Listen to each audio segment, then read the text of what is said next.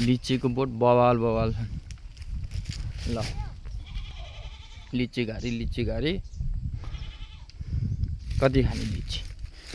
लिची नै लिची लगाएर ट्याक्क यो चाहिँ फेरि जति खाए पनि आफ्नै बोट हो फेरि यो यहाँ पैसा सैसा तिर्नुपर्ने केही गर्नु पर्दैन कति खाने लिची नै लिची र लिची